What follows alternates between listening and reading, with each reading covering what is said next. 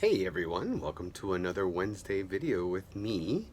And thank you for, subscribing and commenting and all the, comments and questions and compliments. I really appreciate that. So today's video is going to have a title to it. It's going to be called Harper Collins is My Soulmate. And let me tell you a little bit about that. As some of you may or may not know, I was in London back in April doing a seminar with my amazing agent, Helen Lewis of Literally PR. And I was approached by a vice president at HarperCollins about, just chatting about maybe future business. And my agent, my amazing editor, Alicia Levitt, I always get her last name wrong, did an amazing book proposal. They looked at it, they had it for about 6 weeks, and at the end of the day, they basically said, well, we find your voice intriguing, but you don't have enough of an online platform to be a breakout artist or writer in today's highly competitive market in self-help. Needless to say, I was quite devastated because I was convinced that this was a done deal. I mean, the circumstances of meeting this woman was like so serendipitous. I wasn't even supposed to be where I was at when I met her. And I was pretty paralyzed for like an hour after reading my agent's email. And then what complicated matters further was my amazing cat Logan, who I adore like if he was my child, had a bout of pancreatitis and it was back and forth to the hospital. And that's not fun being a single dad working full time. So it's 10 days later now, and I can tell you today, with full conviction, that everything's great. I really wanted this HarperCollins deal. I don't have it today.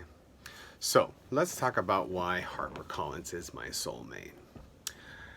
I never had this HarperCollins deal. So the fact that I did not get this deal meant I didn't get something I never had. Pretty interesting, right? So when we get rejected like that, in those types of instances, right, we are not getting something that we didn't have. That's a pretty huge life lesson if you ask me. The other thing I was thinking about was, I got so wrapped up on, Tony Ortega, HarperCollins author. I even wrote it down in a few places, right? Ego got caught up in that a little bit. Shit, who wouldn't, right? I'm not going to blame myself for that or beat myself up for it. And what that did was made me lose sight of why I do what I do, why I write. I've always wanted to be an author. I've always, since I could remember, my nose has been in a book or a comic book, and all I could think of every time I read something was, how inspired I was, or how it just transported me to a different time, a different place, how it gave me role models. And this is fiction and nonfiction, both. And here I had, when I write, I have an opportunity to do just that, whether it's to 10 people in Brooklyn or 1.5 million buyers. Either way, one soul that I touch is really enough. And, with my first book, which I self-published, hashtag Is He Here Yet, being the person you want to be with, available on Amazon and Barnes & Noble right now. I've gotten such amazing feedback. I've gotten so many, people telling me it changed their life. And, what an honor to write and self-publish a book that people are saying, hey, it changed my life. Right there, that's all I need to do. You could do that with your social media posts. You could do that with your day-to-day interactions. I remember a waiter many years ago at Dallas Barbecue. For you New Yorkers, you know that's like such a sleazy restaurant, but it's so good. A waiter was just so nice and kind that to this day, and this is like 5 years ago, I remember his name was Dennis, and he worked at Dallas Barbecue in Times Square, and he was just so nice, and I remember that interaction because I was having a shit day that day. So changing people, touching people's lives is really why I write. It's really why I do what I do, and it's not a HarperCollins contract. Again, yes, it would have been lovely. I also wanted to bring up, when we're faced with situations like this. I know for me, there's this inner drama queen, my inner Alexis Morel, Carrington Colby, Dexter Rowan, who just wants to come out and, shake my finger at Blake Carrington and, throw my scarf around and be all dramatic and stuff, right? Because it gives us a sense of control. Oh my God, it's the worst thing that happened. We make all these posts on social media. We listen to like Gloria Estefan suicidal ballads. I mean, we go with the drama, right? But the fact of the matter is, we need to take a look at this pile of shit. And it's really not shit, which reminds me. Someone recently posted a webinar, I think, turning shit into gold. I got triggered by that, and I'll tell you why. I think calling these events shit puts us in a victim role, puts us in a victim stance. And in this particular situation I'm talking about, I am not a victim of Harper Collins. I am a victim of my own thinking. I am a victim of my own self-loathing if I engage in that. That's the shit. The actual rejection is not shit, right? So when we get this big pile of blah, things that we'd rather not have to deal with, it's time to just take a look at, okay, this isn't happening to me, it's happening for me. So what are the lessons that I could pull away?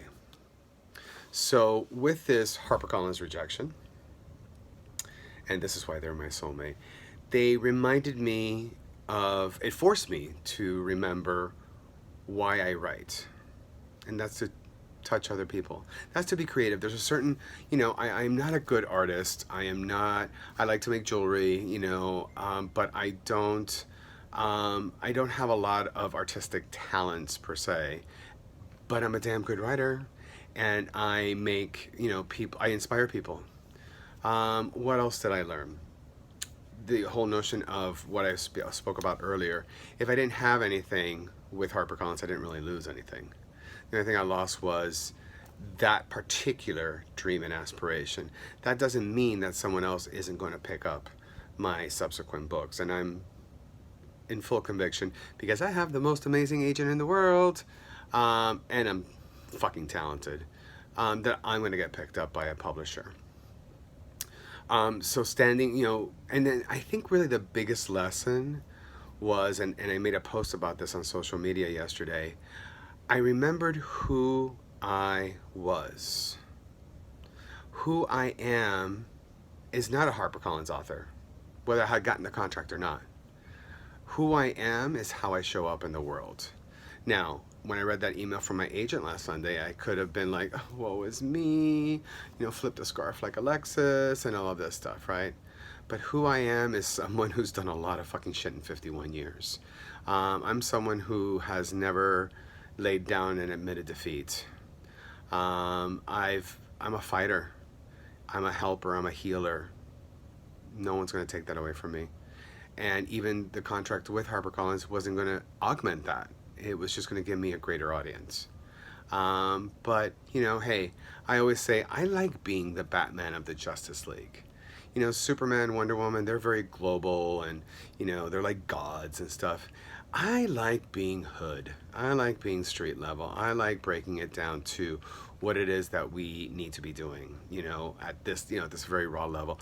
I don't need to be, this, blonde white chick who coaches and writes books and stuff like that. No, not that I have an issue with blonde white chicks. I love you guys, most of you. But anyway, when these things happen in life, they're not happening to you, they're happening for you. Take a look at what you could pull from it and remember who you are. And for that, I will thank you, HarperCollins, and all of the people involved in this decision for helping me be a better person today. With that, I will leave you till next week. Hope you have a wonderful week. Love you all.